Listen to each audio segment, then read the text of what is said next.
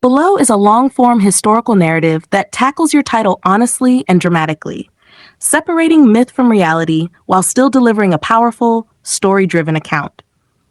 I'll be very clear where history ends and exaggeration begins, because World War I did not hide Apache brutality in the way viral titles often claim. What was hidden is how Apache warriors were remembered, misrepresented, and symbolically reused during WUI, and how their legacy of violence, discipline, and psychological warfare echoed into the modern age. The Apaches in World War I, were they really more brutal than you imagine, and why history twisted the truth? Image, prologue, a name that terrified empires. By the time World War I erupted in 1914, the word Apache already carried a weight heavier than gunpowder. To European readers, it evoked savagery and fear. To Americans, it meant resistance, ambush, and relentless warfare. To military strategists, it meant irregular war perfected long before modern doctrines existed. But here's the truth that history books often blur. Open quote, Apaches were not roaming Europe slaughtering soldiers in World War I. What existed instead was something subtler and more unsettling. Close quote.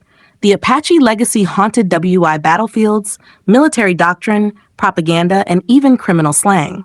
Their methods, not their bodies, crossed into the modern war.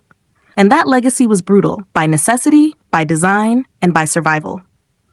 Chapter 1, The Apache Way of War, long before WWI. To understand the myth, you must understand the reality. Apache warfare was not chaotic violence, it was calculated terror. Core principles of Apache combat: psychological dominance, night attacks, ambush over confrontation, targeted killing, not mass slaughter.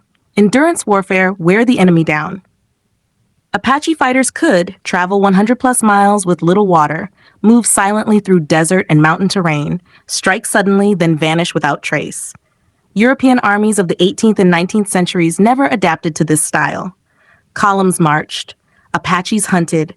This was not brutality for cruelty's sake. It was total war for survival. Chapter 2.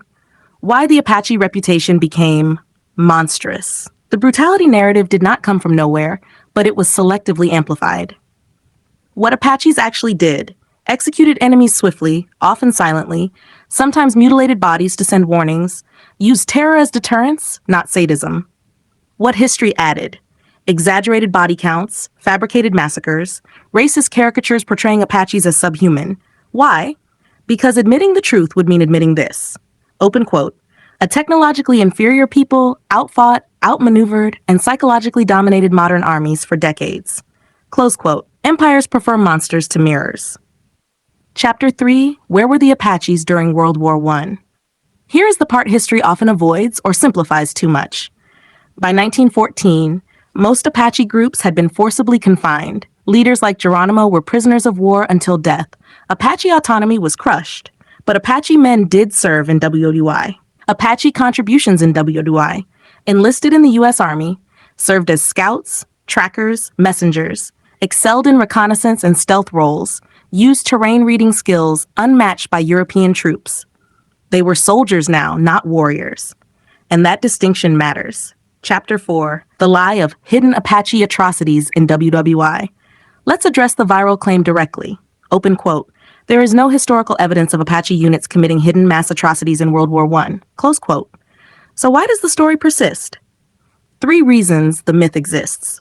1. The name was reused in Europe, especially France. Apache became slang for violent street gangs, criminals, knife fighters. Newspapers spoke of Apaches terrorizing Paris. They were not Native Americans, but the association stuck. 2. Apache tactics entered modern warfare. WWI commanders studied irregular warfare, night raids, psychological terror.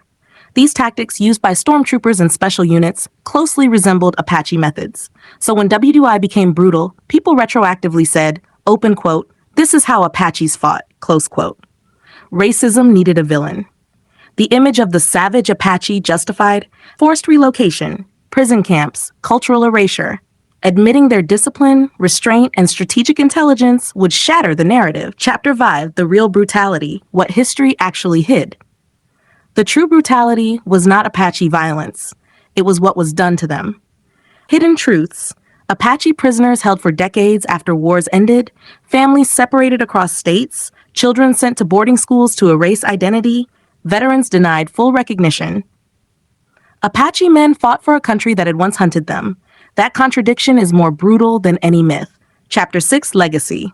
The Apache Shadow over Modern War. Apache warfare never disappeared. It evolved. Modern military concepts with Apache roots, special forces doctrine, guerrilla warfare, counterinsurgency, psychological operations. Even helicopter units named Apache acknowledge this legacy, though often without understanding its depth. Epilogue. Why the story was twisted. History didn't hide Apache brutality. It distorted Apache humanity. They were neither noble myths nor bloodthirsty demons. They were strategists, survivors, masters of asymmetric war, victims of empire. And in World War I, their name fought more battles than their bodies ever did. Final truth, open quote. The Apaches were not secretly slaughtering soldiers in WWI, but the fear they inspired, earned through generations of resistance, was still shaping the world's bloodiest war.